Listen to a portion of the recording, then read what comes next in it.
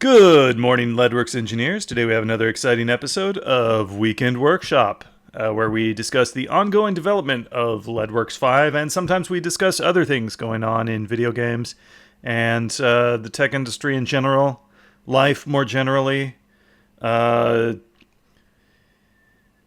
existence in the universe even more generally, non-existence in the universe, and perhaps even non-existence in alternative universes, universi. Yeah, I like that. Anyways, today we're in the middle of the Steam Summer Sale. You can get Leadworks, you can get Ultra Engine / Leadworks, which will shortly become Leadworks 5. So if you get either, you're fine. That's on sale on Steam at a rather generous discount, I might add. And we've had some pretty we're gaining a lot of ground. I looked at the website analytics yesterday from my website. Of course, we switched primarily over from like ultraengine.com domain to the leadworks.com domain. But looking, at the statistics for both of those domains combined from January to today, the number of unique visitors has gone up by 10 times, definitely by a bit more than 10 times. The number of daily average users on Steam has doubled. It's always a upward trajectory. There's definitely an upward trajectory in all the statistics that I'm looking at, and I think a big part of that is because of the decision to implement add a lot of video tutorials, because I know people love videos, and we implemented a video tutorial system right in the editor. It's like the first thing that pops up when you start the program for the very first time. And I did it that way because I didn't want any distractions. I wanted it right there. I didn't want any ambiguity about where are the videos. I wanted everybody to know where the videos are. I wanted that to be the first thing people see. In fact, you can kind of, to some extent, you can almost like consider the videos to be the main product, and the software is just there to support the videos. It's not exactly true, but it's a practical way of thinking about it. If you're thinking about what actually, if I can MBA speak a little bit here, delivers the value to the customer. In other words, if people have this great software and nobody knows how to use it, then it's not very useful. What the videos do is it creates an army of people who at least have a baseline understanding of how to do everything in the engine. And this evolved very spontaneously, but I decided I wanted, we had these tutorials that are sort of like, it explains what every part of the program is, but it's not really like a sequential, logical thing that you can follow. And that's why I implemented the Crash Course series. And the Crash Course series leads you through the whole process. It explains everything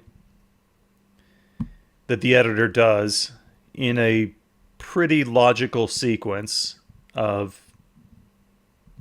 lessons. And the feedback from this has been very, very positive. Very, very, very positive. And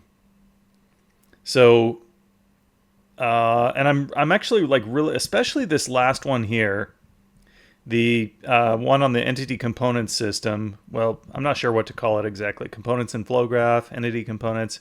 Might change that title. But the entity component system tutorial, this explains the entity component system and how properties are exposed in the editor. And then it explains the flow graph, which is like the coolest thing that we have that nobody else has. This is like very, very high level, and it lets you string things together to make this logic that happens on a per scene basis. It's like stuff you wouldn't really want to program because it's just specific for one scene, but it's so important. I walk into this room, I want a bunch of things, I want the lights to go off. I want a bunch of sounds to play at these times. This is crazy useful. And I used it to make some pretty advanced interactions in the FPS example game.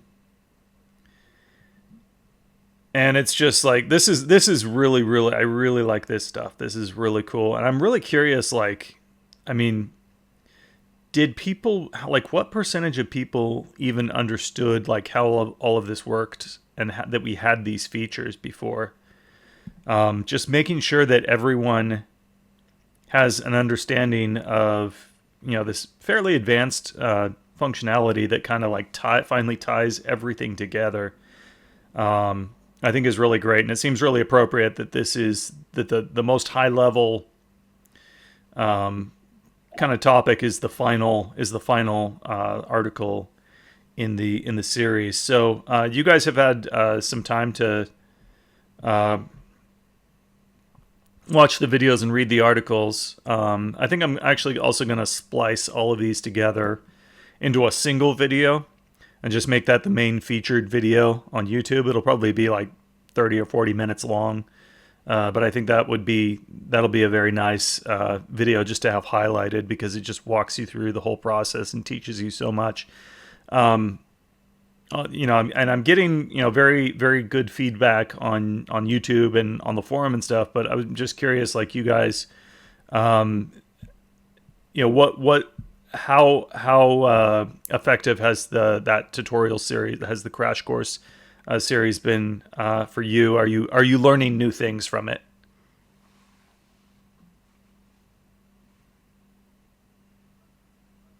I like them. I haven't watched all of them yet.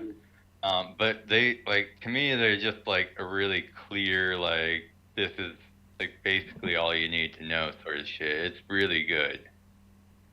Like, you just pop the feature and it tells you everything you need about it. So I like it. Yeah, it's also nice to go back and just get refreshers because a lot of these features, like the vegetation stuff, I haven't really played with, and I've been really too involved in since you implemented it. But like just going back and just seeing like you know what to do for like rocks and grass and all that to make it align to the terrain is something I would like normally forget how to do. But that's really great. What I really like is that you skip the whole intro to the tutorial part that so many, like, I mean, this is more of a problem with YouTube. Like, when you look on YouTube, it's like they have to explain what the engine is before they start teaching you the advanced feature of the engine. And I like that they just get straight to the point. Yeah, And it's like you don't have to spend a whole hour watching a course. right, or yeah, there's no like long. Yeah, again with long intro, you don't explain who you are. You tell me don't spend 5 minutes telling me to smash that like button, and and offer me sponsorships. You just go this video tutorial. We're just gonna learn about this. To get started, you just you know, and then you proceed. So I really like that direct um, communication.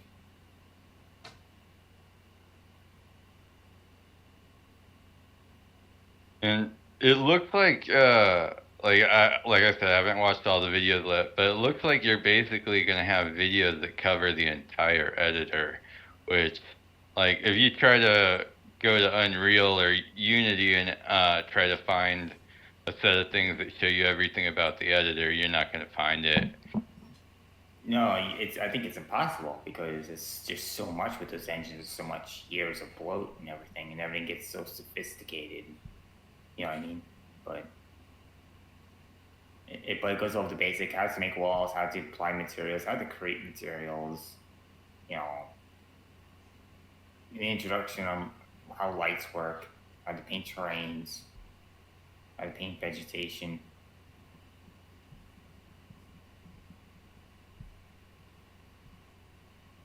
Yeah, that's where having sometimes having fewer features is better, because you can like go into more depth with those features and just make the most important things front and center.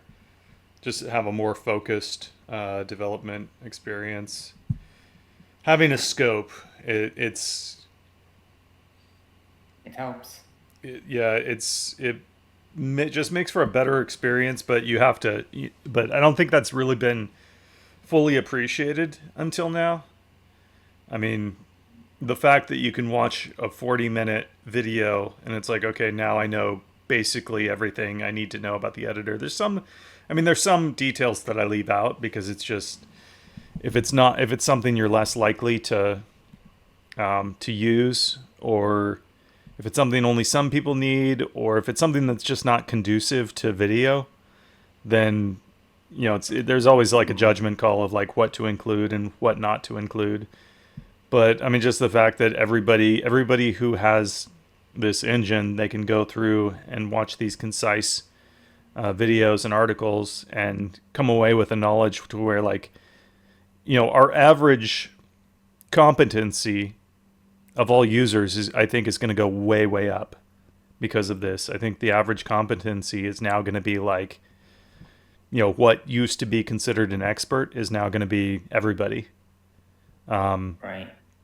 And a lot of that is just like finalizing the workflow, making final decisions about how things should work, putting my foot down and saying, okay, this is how things are going to, I'm finally deciding. I have to decide this is how it's going to be. We tried everything. This was the best.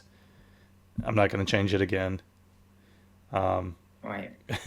Like and subscribe to my channel. Yeah.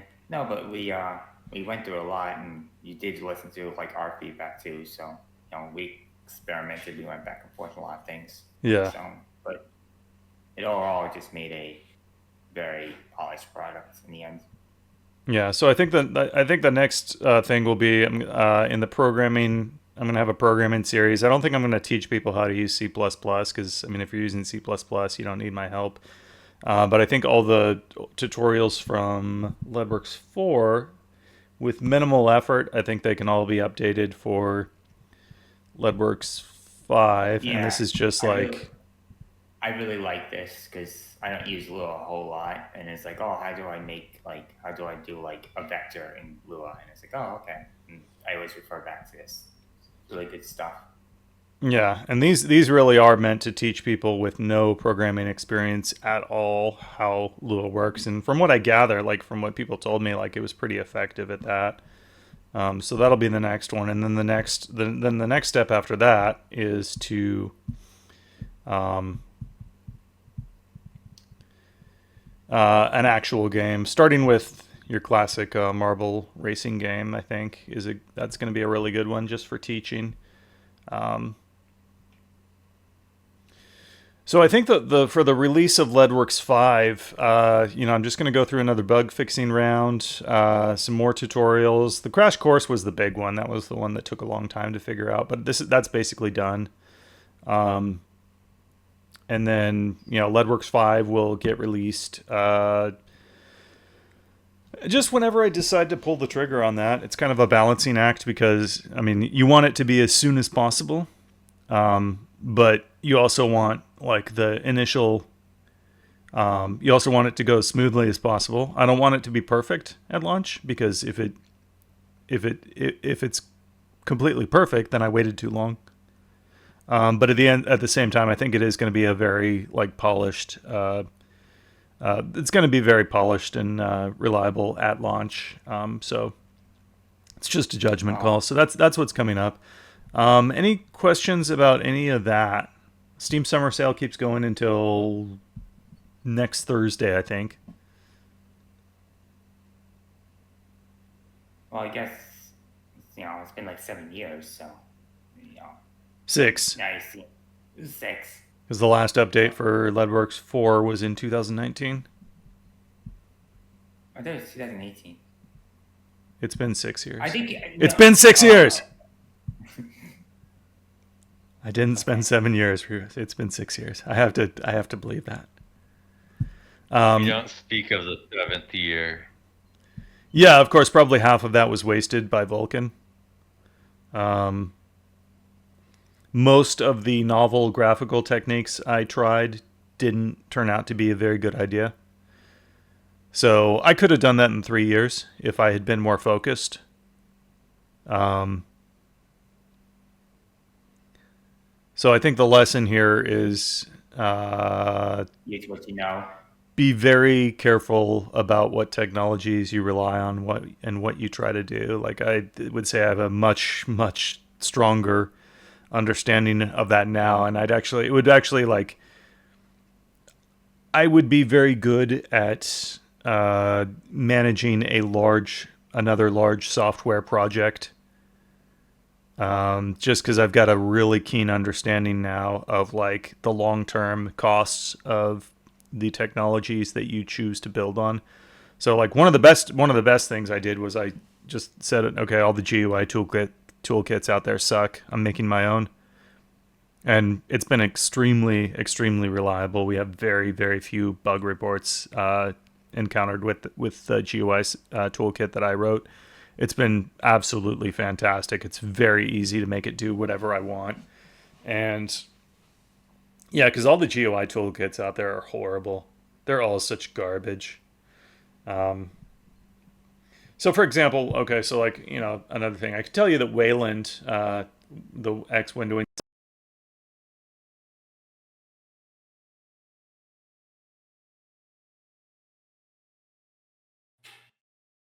Did we lose you? I lost audio. Think we lost him. I see his mouse. See his mouse. No, here's Mike. His little icon's not going on. Oh no, your mic died. Aw. Oh, There we go.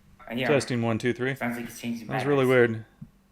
Microsoft shitty AI. Where did I leave off? Because it looks like it wasn't picking up my microphone either on my computer. So we would.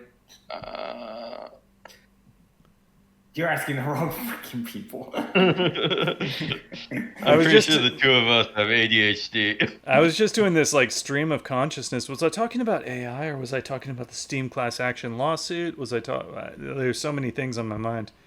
Tutorials. I think you were talking about release date or. Oh yeah. Okay, so Wayland.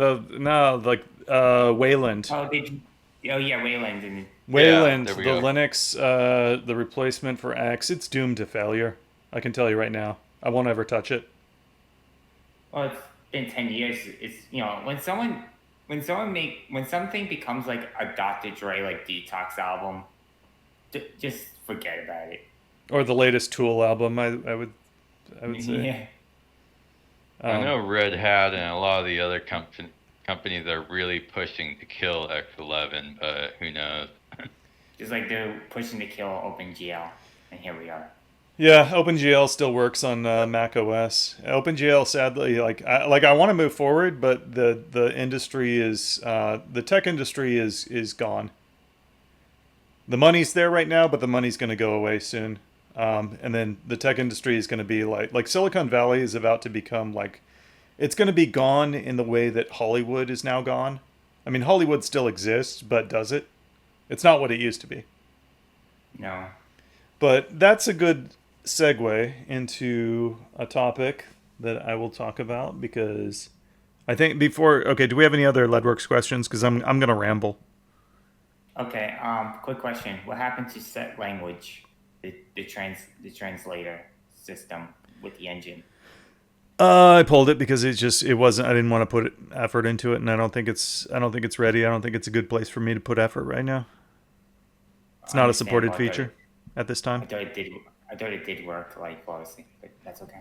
I don't want to put the effort into testing something that 0.1% of people are going to need right now.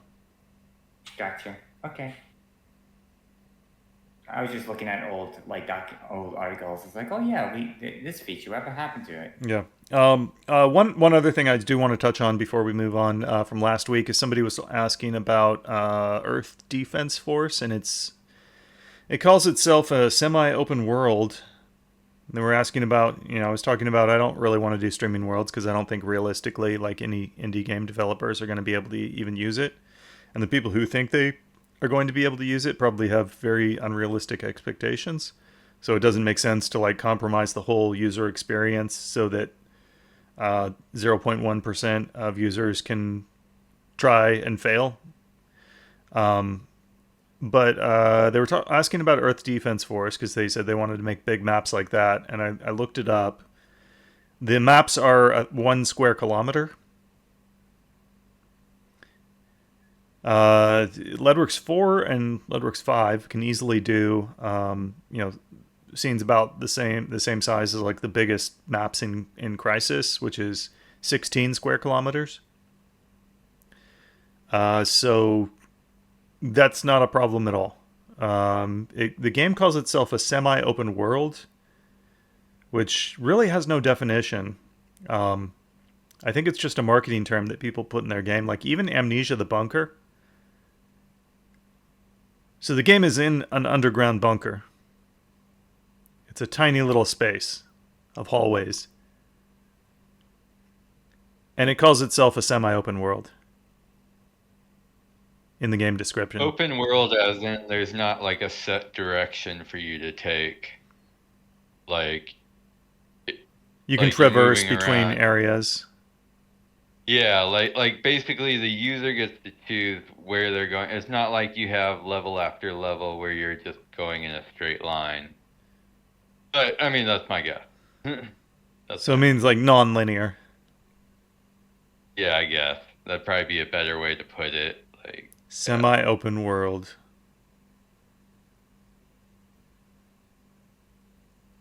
Yeah. Anyways, so yeah, that's easily doable, without any special trickery. All right, so last week I got an email saying that I am a plaintiff in the United States. Let's see, Wolfire Games LLC, William Herbert, and Daniel Escobar, individually and on behalf of all similarly situated plaintiffs, which is me and 32,000 other people, versus Valve Corporation. Class action complaint, demand for jury trial. What's going on here? Okay, blah, blah, blah, blah, blah, blah, blah, blah, blah. 200 pages of blah, blah, blah. I skimmed through it. There was one interesting bit. Let me think. What did it say? They're just describing the industry mostly. And they're kind of like throwing a lot of stuff to the wall that doesn't really make... I don't think any of the arguments are very strong here until you get to the very end.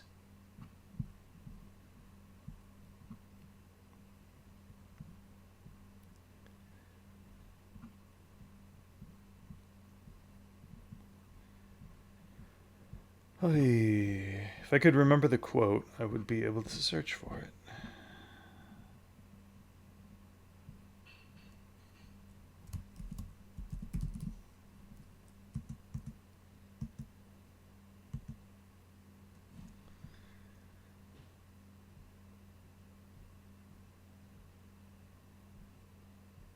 Can I So ask the- Huh? what this was? Can I ask what the lawsuit is generally about? Steam is a monopoly.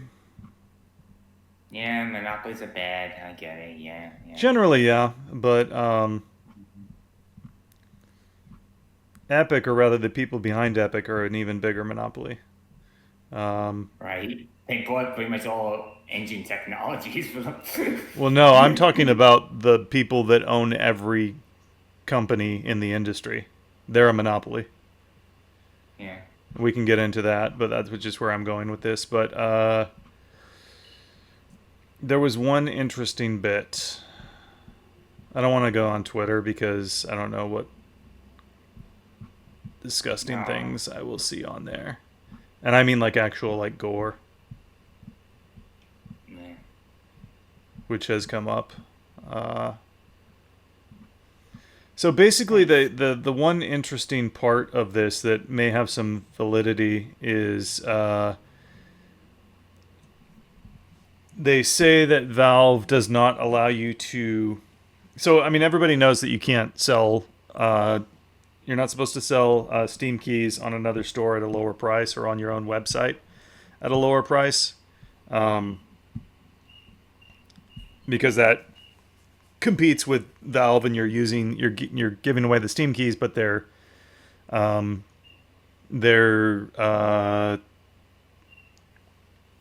still relying on Steam, so they're paying for it, but they're not making their commission.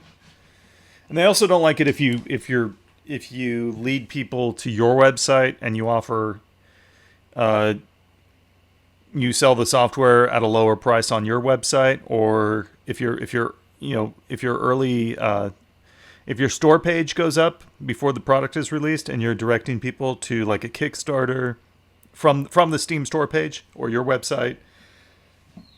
They don't like that, and that kind of makes sense.